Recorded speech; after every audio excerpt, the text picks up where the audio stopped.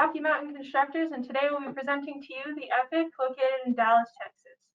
We are eager to illustrate our ideas on the project for you. Our team offers unmatched levels of quality control and is known throughout the industry for our safety standards and relationships we cultivate with our clients. This 16-story high-rise mixed-use building is perfect for RMC considering the critical scopes on the Epic. We will work closely with all involved parties to ensure that we stick to the budget and schedule we have provided. We are excited to start this adventure and we hope you are too. And now let's meet the team. So my name is Edward Harris. I am the lead estimator on this project as well as the Bim Coordinator. I've been with Rocky Mountain Constructors for almost 10 years now, and on my free time, I've been taking up woodworking during COVID. I'm Haley Sutton. I am the superintendent of this project. I've been with RMC for about 7 years now.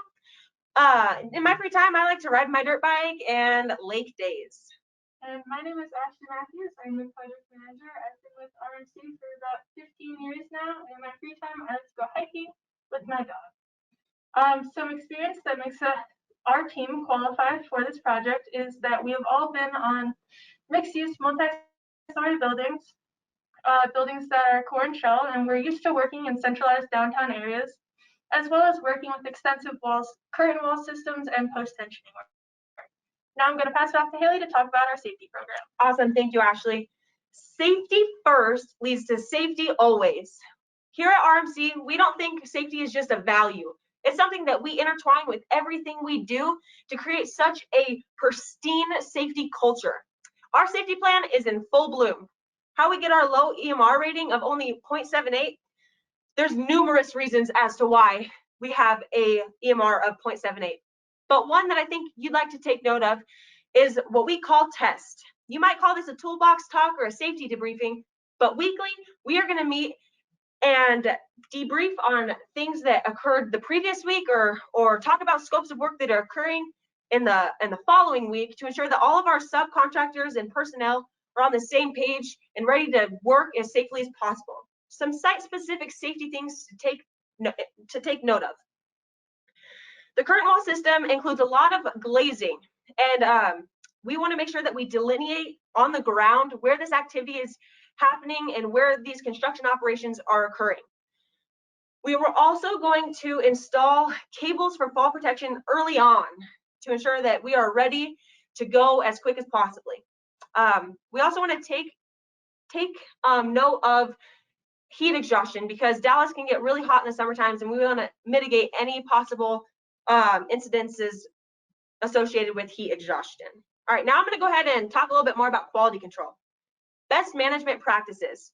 RMC does pre and post pour inspections for every pour. We also have our own third-party testing agency to take tests of concrete at the same time that the owner's reps are testing as well. We are going to save our concrete records for reference and analysis to ensure that we are on schedule as well as on budget. We're also incorporating a lot of BIM coordination. Edward, would you like to talk a little bit more about this? Yeah, of course. So here at Rocky Mountain Constructors, we believe that BIM coordination should be done not just during pre-construction, but during actual construction on the project as well. So we'll be working closely with the quality control team to ensure that tight tolerances are kept for a lot of the concrete work that are here.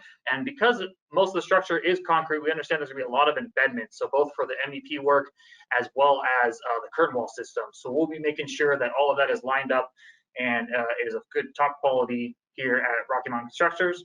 And so I'll turn it back over to Haley to talk more about our quality control plan. Thank you, Edward. So critical scope item quality requirements. A couple of major scopes that we've kind of touched on are our superstructure, our exterior envelope, elevators, and MEP. So with the vast amount of concrete being poured on this project, we want to ensure that every other scope of work that's tying into that is monitored and we hone in on that transition, including the curtain wall. We also want to take note that Dallas has some pretty hot summers, and in order to slow down that curing process with the heat that's happening during those summer months, we're going to use nitrocrete during the summer pours to comply with ACI 305 requirements, just to ensure that that concrete doesn't start to cure while it's in the pump reaching that 16th floor. Exterior envelope. We are going to perform leak tests and thermal envelope tests for the entire building prior to closeout to ensure that everything is running smoothly. We're also going to utilize the davits located on the top of the building for our exterior sealing of the curtain wall glazing. As far as elevators and MEP here, elevators are a long lead item, but we have already talked to Otis about this to ensure that that lead item is intertwined with our schedule to merge seamlessly. Our relationship with Otis also allows us to extend that warranty into our construction activities, so we can utilize those elevator shafts for construction purposes and extend it past that 5-year warranty that's already provided in the contracts. So now I'm going to go ahead and pass it off to Ashley to kind of talk a little bit more about the schedule.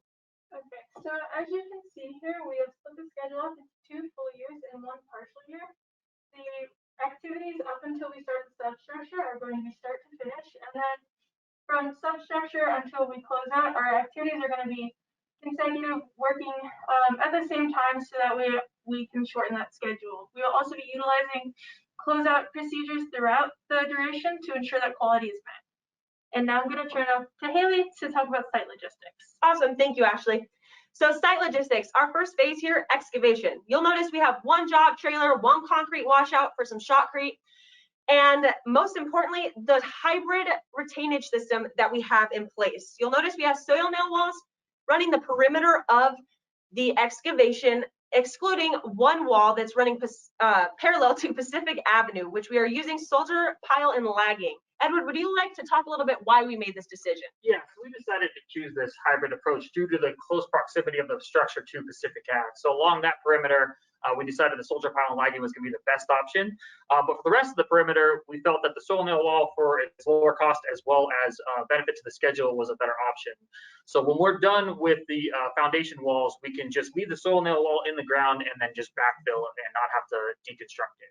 So I'll turn it back over to Haley to continue on with site logistics. Thank you, Edward.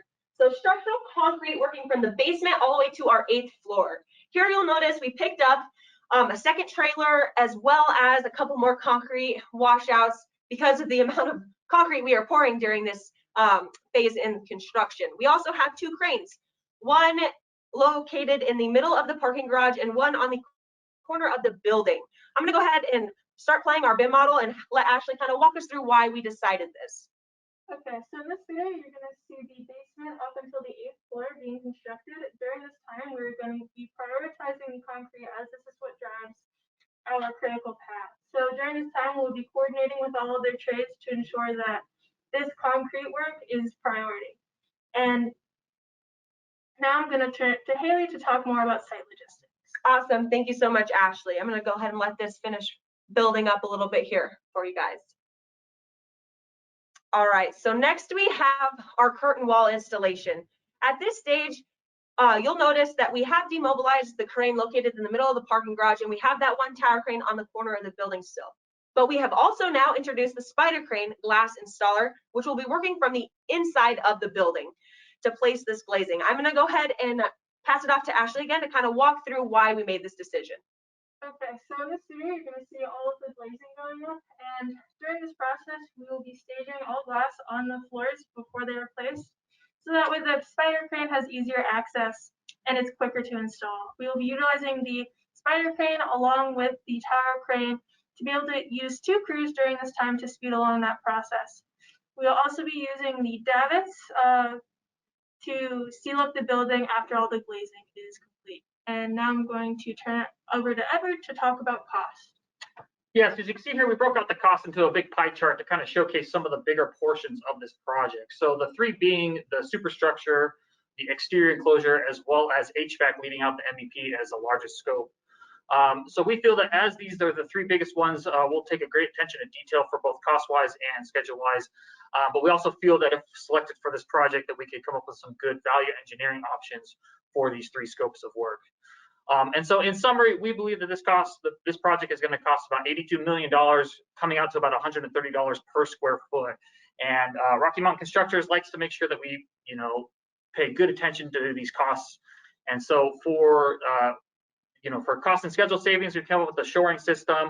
We'll be utilizing that mini crane for a schedule savings on the glass installation. And we also believe that as our relationship with the owner develops, that they would want to get good progress detailed reports on monthly updates for everything that's happening. So that would include things like modified BIM models, pictures, as well as percentages of materials on site, as well as materials installed and remaining scopes of work. So that'll conclude our presentation, and we'll open up for any questions that you guys have. Congratulations, guys. I'll go ahead and turn it over to the judges. If any of you want to go ahead and get started, just throw out a question. Yeah, I'll go ahead and get Haley, started. this is Tommy. Oh, go ahead. Go ahead, Amanda. Okay, Ladies hey guys, first. this is Amanda. Good job. I just want to say you guys did a great job in presenting. Real quick, I've got a couple questions. I was going through the proposal. It looks like your org chart seems a tad light on the office side. Can you guys advise who on your team is really completing all the submittals, the subcontracting, the RFIs, and kind of doing the financials? Yeah, so I can answer to that. So we have a couple people on the team, that'll be handling a lot of that, some of the office staff. I don't have the exact team list in front of me, but I know that we have some, project engineers as well as, assistant superintendent that'll be handling a lot of stuff of that nature. So, and we kind of phased it out. So at the beginning, there's a couple, and then we introduce more as the project ramps up in scopes of work. Okay, are those people all going to be on site or are they off site? It'll be a mix. So some will be on site, and then there'll be a couple that'll be off site in our main office, just helping from remotely. Okay, that's great. As I was going through your proposal too, there's some discussion in there about the scopes you intend to self-perform, but you didn't really talk about those today. Can you elaborate a little bit on the scopes you are self-performing at Epic? Yeah. Would you like to go ahead and take this one? Or? Yeah, sure, I can talk about it. So, majority of the scopes that we're going to be performing are going to be for the exterior improvements, which will happen towards the end of the project to ensure that these improvements really make the building come together. So we want to handle that ourselves, so that way we ensure that your finished product is what you want it to be. So all the exterior improvements on the exterior of the building, as well as the amenity deck on the 7th floor.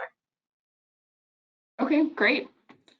Another question for you. You mentioned in terms of elevators being one of the longer lead times. What is the lead time, and is there any way to expedite that with Otis? Right now, it's set at about 6 to 8 months, and because of our awesome relationship with Otis and the previous projects that we've had with them, I'm sure that is a total viable option and up for communication, and we'd be more than willing to do that. But as it sits right now, we do have it leveled out with our schedule pretty seamlessly. So. Okay, great. And then a question for the estimating team there. So you mentioned you may have some value engineering opportunities. Can you elaborate a little bit on some examples of what you have should we select you to build Epic? Yeah, so one of the value engineering options was our nitrocrete option for this project. So Dallas gets really hot. It's hard to pour concrete at certain times of the year. And so nitrocrete has been a good option that we've utilized in the past because it cools the concrete down to where, they've been pouring highway roads in the middle of summer, August in Texas. So it allows us to keep up with the schedule and not have to account for any like hot weather delays or, night crew shifts for people working at night. So that's one of the options that I feel will be the biggest value on a project such as this, especially in Dallas. I've been in Dallas and it gets hot, 112-degree days aren't unheard of often. So, is there dollar savings associated with going to nitrocrete? I don't have that information in front of me, unfortunately. Okay. It definitely does provide a rework mitigation. Like if we're pouring something and that concrete gets too hot, we're definitely mitigating a lot of problems relative to rework and demobbing and pushing out that schedule, which directly then correlates with the estimate. So there is a cost associated with that, but like Edward said, we don't have the direct number right in front of us today, but we can definitely get back to you on exactly what that is at a later date. Okay, that's great. Tommy, I'll hand it off to you at this point. All right, thank you, Amanda. Question. Thanks. Go ahead, Chris. So on your quality slide, you had mentioned utilizing the elevators for construction and starting the warranty early. Have you discussed with Otis, and will you still be providing the specified warranty, or will the warranty start immediately when you start using them? Yeah, we've discussed with Otis a couple of different options or avenues we can take concerning this, but we are trying to extend this warranties so that we can use it for construction, have it covered during construction activities, as well as what was stated in the contract for the 5-year after final completion. Okay. Also on there, you talked about a leak test and building envelope test. Can you elaborate a little bit of exactly how you're going to perform the leak test and building envelope tests on the building, in particular with the curtain wall? Yes, I can answer that.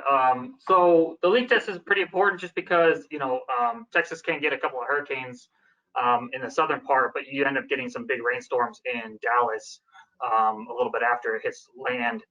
And so we're going to be doing some water pressure testing on the outside for a lot of the caulking.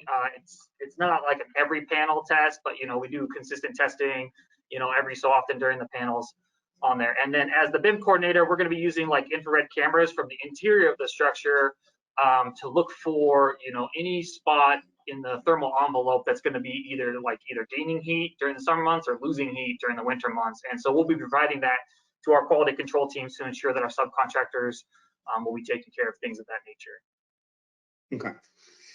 Okay. Who will be performing the concrete work for the frame of the building? You guys said you were not self-performing that. Yeah, we had provided the subcontractor list in the deliverable prior. We don't have the list in front of us right now, but we're more than happy to discuss the logistics of that at a later date and kind of talk about why we chose who we chose. I guess one question I have with that is, have you gotten buy-in from who you're using for the frame as far as your schedule? Yeah, I'm not sure I understand the question. What do you mean by buy-in? Well, your schedule shows a duration for the frame construction, and I'm curious if you have buy-in from the contractor you selected for the frame, if they believe that they can meet that schedule, or what is the feedback they have given you as far as your schedule. Obviously, the frame construction is going to be on the critical path. Correct. Yeah. So during our estimation phase, we provide a preliminary schedule to all of the subcontractors that are going to be bidding this for us, and so they have to agree to that schedule and meet those times if they think that they're going to be able to bid on the project. What was the feedback they gave with your schedule? We did get some pushback, just because of the post-tensioning, with the different phasing of the post-tensioning for the beams and the slab. Their concern is meeting those. But I think with the concrete making that early break at 24 hours, that the ones that did provide us bids, we're very confident that they'd be able to meet the schedule that we provided to them. Okay, thank you. Yep. Chris, I'd like to jump in with a question following on. Looking at your breakdown exhibit that you provided with step 2 that shows the subcontractor selections, and looking at structural concrete, it looks like you've selected Pioneer for pumping and Jordo for reinforcement, but not seeing who you selected to do the actual concrete installation, the form work and everything else. Can you let us know, is that Capform or Baker? I believe it was Capform. I apologize for that. We end up selecting, I want to say 4 or 5 different subs for the different aspects of the concrete on there. And I think if you're looking at a PDF, it may not allow you to select the cell and see the other options. And I didn't want to edit that form to break it up or change any of the spacing on it. So we did choose another concrete pouring. I believe it was cap form. And it was Pioneer for pumping, Jardue for reinforcing, and I believe one other one for the post tensioning. So.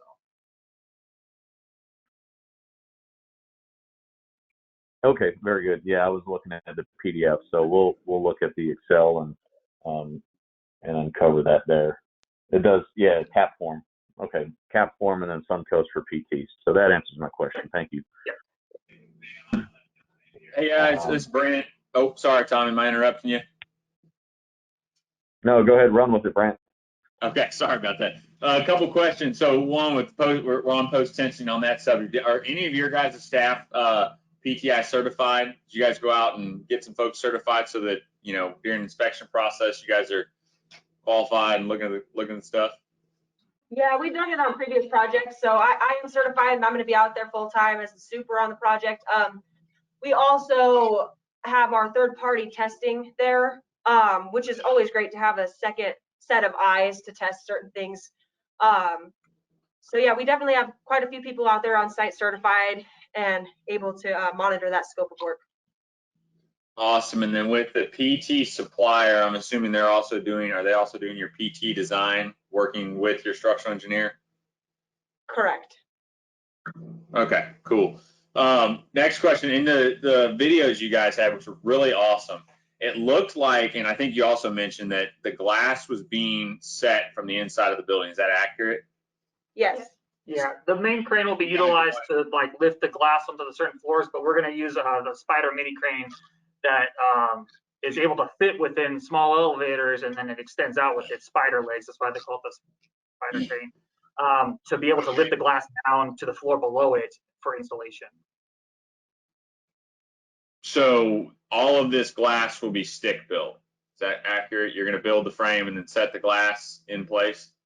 That is correct. So what sort of crew flow or manpower do you have committed from your glazing trade partner to go put frames around the whole building and then come back behind and do the glass? Yeah, so we're gonna kind of have multiple crews working this just to save time and push the schedule. So we are gonna have them come work with the frame and then follow behind with the glazing. And the tower crane will be placing the glazing on the floors beforehand, and then the spider crane will come and drop them in. Okay, so once the crane drops the glass in place, it's going to be used for other things around the building, correct? Yeah. Yes. Okay. And then going back to, I think Mr. Chris asked a couple questions about the water testing. You guys have said you're going to water test a good portion of this building. Yes. How quickly, just given the vast amount of glazing that's on this, how quickly after the glass is set is that going to start? Well, it's going to be after the sealing of it. And we're not doing the sealing until a little bit later on that schedule, I believe. So as far as duration, depending on crew size, I'm not completely sure off the top of my head. Do you guys have any input on that one? So the duration for the glazing, it's built into the duration of the glazing, and that's why the glazing is not on the critical path, so that way we can get other things done on the interior while we're waiting for these things to be done, and we can have multiple crews working at the same time. Okay, and you guys have a third-party agency that you're hiring to do the testing, or are you planning on doing it yourself?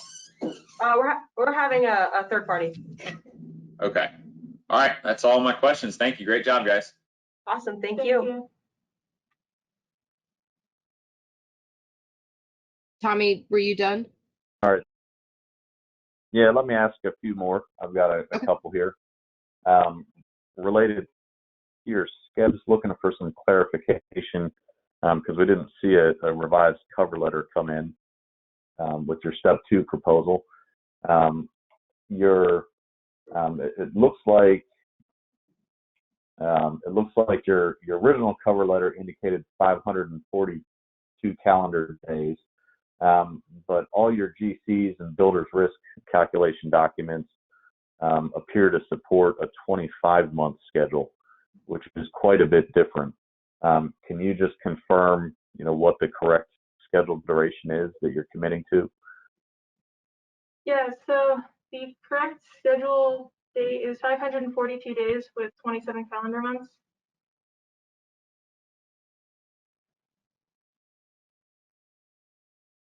Okay. So we're looking at a roughly 27 calendar month schedule. Correct. Okay. That helps clarify that. And then looking at another estimate related question, your builder's risk calculation came out to roughly, almost $1.2 million total, which on an $86 million project is high, at least compared to what we've seen typically and what we were anticipating with our estimate. Do you know what was maybe driving that rate so high?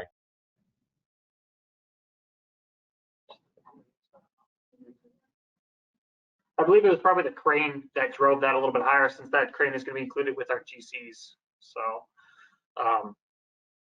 that would probably be the reason for the higher risk. Okay. It also looks like on your builder's risk, it looks like you've got roughly 25 months figured in there for snow rate. And over the duration you've given us of about 2 years, we typically would only expect about 10 months of snow and blizzard risk here in Dallas, probably maybe late November through March. If you find you've made an error there, would the savings on that come back to us as the owner, or would you look to keep that in your proposal? Oh, that's correct. Yeah, we would definitely pull that as a deduct for the owner, since that is a mistake on our part. So. Okay. One final question for you. It looks like on your GMP bid form that you turned in with step 2, you have a couple items down in the Division 31 site improvements, asphalt, fencing and gates, and ornamental metals, items 80 and 83, that are showing a line item value of $1 each. Can you elaborate on what you've got included there and just confirm, is your final price that you got at the bottom accurate, or can we expect some more revisions? My apologies. I don't have that form in front of me. Which lines were those again? It was items 80 and 83, which were asphalt was 80, and then the fencing, gates, and ornamental metals was item 83. Yeah. Well, we definitely had more money in that. I don't know if there was an error with the input of that. I remember sending it in with the correct number. I can't think on the top of my head exactly what it is, but I'd be more than happy to follow up and provide that, because I think there might have been a mix-up with the submission, the way that this is sounding with some of the questions, because we definitely had a chunk of money for that, for all of the decorative concrete around the building, as well as the repair on Elm Street for that asphalt. So there was definitely funds for that. So I'd be more than happy to follow up and go over where the discrepancies lied on that one. Sorry about that.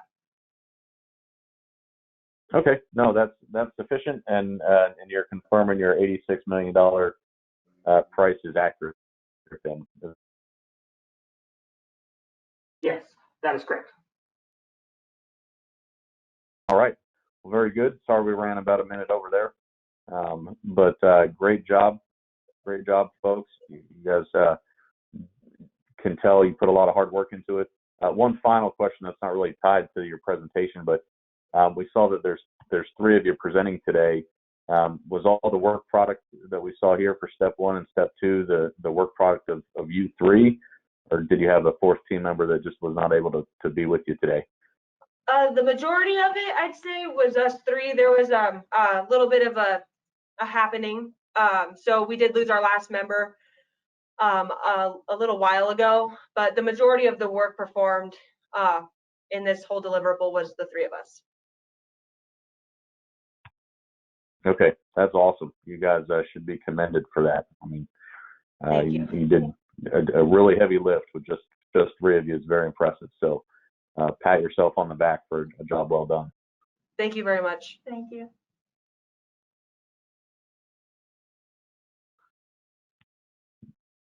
All right, That's it for us, Haley. congratulations, guys. Well done, and you can go ahead and jump off.